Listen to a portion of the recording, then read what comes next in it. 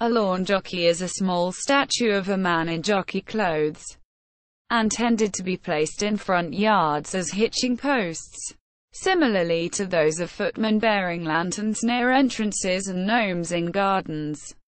The lawn ornament, popular in certain parts of the United States in years past, was a cast replica, usually about half-scale or smaller, usually of a man dressed in jockey's clothing and holding up one hand as though taking the reins of a horse. The hand sometimes carries a metal ring, suitable for hitching a horse in the case of solid concrete or iron versions, and in some cases a lantern, which may or may not be operational. Originally a welcoming symbol to guests and providing to those on horseback with a practical and novel hitching post. Later statues eventually became only decorative and not well suited for hitching a horse, often favored by those wishing to evoke an Old South or equestrian ambiance. During the Underground Railroad years in the 19th century, they were sometimes used to secretly signal either safety or danger to runaway slaves. Historically, black jockeys were commonplace. Several styles have been produced, with the most prolific being a shorter version commonly known as jocko, and a taller version known as cavalier spirit. The former is of stockier build, with a hunched posture. The latter generally is more slender. Typically these statues are made of concrete, but also are made of other materials such as iron, and may be found in poly resin and aluminum. Despite often being categorized as kitsch or controversial, lawn jockeys are still in demand. Both styles are still manufactured and sold. Characteristics. Jocko. The earlier jocko design usually depicts the right arm raised, and was styled as a cartoonish young black boy, often with exaggerated features, such as big eyes with the whites painted in, large lips painted red, a large, flat nose and curly hair. Typically, these pieces were painted in gaudy colors for the uniform as with racing colors, with the flesh of the statue a gloss black.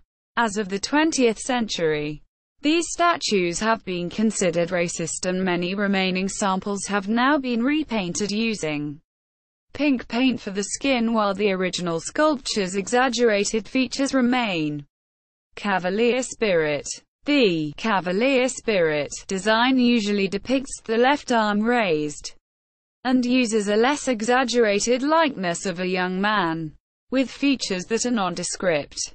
These statues would also be painted in stark colors, with skin in either gloss black or pastel pink, red lips, etc., white breeches, black boots, and usually with a vest and cap of either bright red or dark green. Occasionally, the vest and cap might be painted in the bright shades of a jockey's racing silks. Several of the cavalier spirit jockey statues are prominently displayed at both the entrance of the 21 Club in Manhattan and the entrance of the Santa Anita Park Clubhouse in Los Angeles. A 1947 magazine advertisement uses two images of cavalier-style lawn jockeys to underscore the statues use as a symbol of hospitality and the hospitality associated with Old Taylor, Kentucky bourbon, stating, "Jockey hitching posts that invited guests to tarry are an old Kentucky tradition, another sign of a good host." Quote, background. Underground Railroad communication tool. Charles L. Blockson, Curator Emeritus of the Afro-American Collection at Temple University in Philadelphia and author of Hippocrene, Guide to the Underground Railroad, claims that the figures were used in the days of the Underground Railroad to guide escaping slaves to freedom. Green ribbons were tied to the arms of the statue to indicate safety. Red ribbons meant to keep going. People who don't know the history of the jockey have feelings of humiliation and anger when they see the statue. Quote, Blockson installed an example of the statue at the entrance to Temple University's Sullivan Hall. Patterns of and markings on the clothing of the statues also are said to have indicated messages understood by fleeing slaves.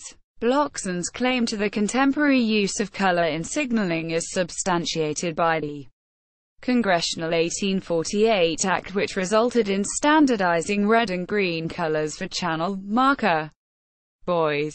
Revolutionary War origin legend. An apocryphal and never substantiated account of the figure's origin portrays the statue as representing a hero of African American history and culture.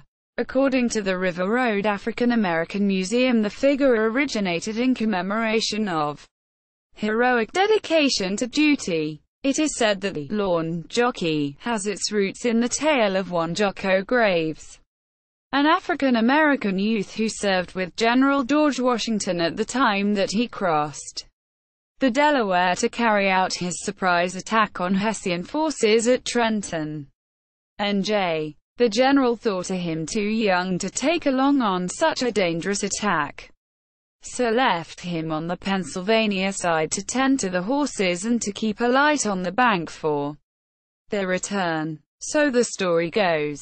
The boy, faithful to his post and his orders, froze to death on the river bank during the night, the lantern still in his hand. The general was so much moved by the boy's devotion to his duty that he had a statue sculpted and cast of him, holding the lantern, and had it installed at his Mount Vernon estate. He called the sculpture the Faithful Groomsman. Quote, the most frequently cited source for the story is Kenneth W. Goings in Mammy and Uncle Mose. Indiana University Press. 1994. Though he regards it as apocryphal, the story was told as well in a 32-page children's book by Earl Kroger Sr. Jocko, A Legend of the American Revolution. 1963. There is also a 13-page typescript titled, A Horse for the General. The Story of Jocko Graves. 1972. By Thomas William Halligan. In the archives of the University of Alaska Anchorage, Alaska Pacific University Consortium Library. The Revolutionary War legend is not corroborated by historical records. Mount Vernon's librarian Ella McAllister Clark wrote in a letter to Baltimore's Enoch Pratt Free Library, no record of anybody by the name of Jocko Graves, nor any account of somebody freezing to death holding Washington's horses, exists in the extensive historical record of the time. Quote, in popular culture, a black lawn jockey plays a symbolic role, as well as providing the story's title, in the protagonist's Southern vernacular. In Flannery O'Connor's short story, The Artificial Nigger, quote, a lawn jockey comes to life in the climactic chapters of Stephen King's novel Doomuckey. Leneg, a 2002 film by QUE Acute VE Acute COI's director Robert Moran, about a black adolescent who resents lawn jockeys as racist and destroys one, resulting in his murder. 33 lawn jockeys donated long ago by wealthy patrons adorn the balcony above the entrance of the 21 Club in Manhattan. They're painted to resemble famous jockeys. A lawn jockey comments on racism toward black people in America in the DC Vertigard comic Uncle Sam. In the song, Uncle Remus by Frank Zappa and George Duke from the album Apostrophe. Single quote, Zappa sings of knocking jockeys off of rich people's lawns in Beverly Hills. In an episode of All in the Family, Archie Bunker is given a black lawn jockey as a gift. Meathead Rob Reiner warns Archie not to put it out. Archie sees George Jefferson, his black neighbor, and says, I am putting this out front, and Jefferson answers, thanks for reminding me. Archie. Tonight's garbage pickup night. In the West Wing. Season 2. Episode 5, and it's surely to their credit.